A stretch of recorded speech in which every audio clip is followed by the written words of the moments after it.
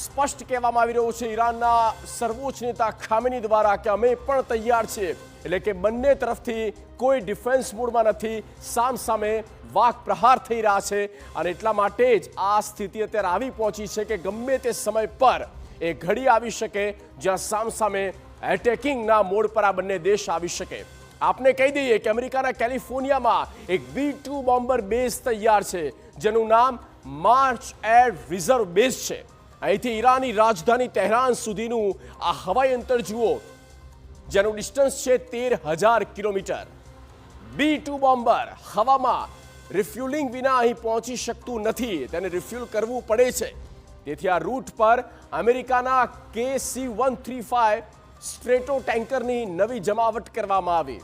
કેલિફોર્નિયાથી ઉડાન ભર્યા પછી પહેલું રિફ્યુલિંગ અમેરિકામાં જ મિઝોરીમાં વ્હાઇટમેન એરફોર્સ બેઝ પર થશે અને પછી સ્પેનના મોરોન એરબેઝ પર KC-135 આ સ્ટ્રેટો ટેન્કર દ્વારા મિડ એર રિફ્યુલિંગ કરવામાં આવશે અને પછી અમેરિકાના B-2 બોમ્બર ઈરાનમાં ગમે ત્યારે બોમ્બમારો કરી શકે અને તે જ રીતે રોકાયા વિના અમેરિકા પાછા આવી શકે છે। B-2 બોમ્બર અને જેને લઈને અમેરિકાએ આખો પ્લાન જાણે તૈયાર કર્યો છે, ક્યારે ક્યારે રિફ્યુલ કોના કેવી રીતે થશે, કારણ કે જે ડિસ્ટન્સ છે અને એ ડિસ્ટન્સ સુધી સતત એક જ ફ્યુલ સાથે એ શક્ય નથી અને રિફ્યુલ કરવું જરૂરી બની રહ્યું છે।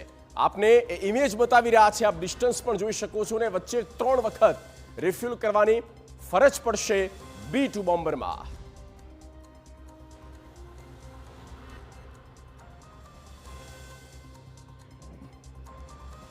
ઓપરેશન મિડનાઇટ હેમર 2.0 અને તેની શક્યતાઓ વધારે તેજ બની છે। હવે કયા એરબેઝ એ એક્ટિવ થયા છે, અમેરિકાની શું તૈયારી અને એ એક્ટિવ એરબેઝ કયા છે તેની વિસ્તારથી વાત કરીએ। આપને આ ગ્રાફિક્સના માધ્યમથી બતાવવા જઈ રહ્યા છે। જુઓ, અમેરિકાની જે સૈન્ય તૈયારી છે અને એ સૈન્ય તૈયારીના ભાગરૂપે જે એરબેઝ તૈયાર થયા છે એ એરબેઝનો જે આખો ઇમેજ છે તે અમે આપને બતાવી રહ્યા છે। આપને એ ઇમેજમાં એ ટેક્સ્ટ પણ બતાવી રહ્યા છે, જેમાં અલ ઉદેદ એરબેઝ કતાર અને સાથે જ આ એ જગ્યા છે જ્યાં સૈન્ય તૈયારી અમેરિકાની અલગ અલગ જગ્યા પર એ નક્કી કરવામાં આવ્યા છે। જુઓ, અમેરિકાની આ તમામ જે તૈયારીઓ છે અને એ જ તરફ ઇશારા કરે છે કે હા, અમે તૈયાર થઈ ચૂક્યા છે ઈરાનની સામે।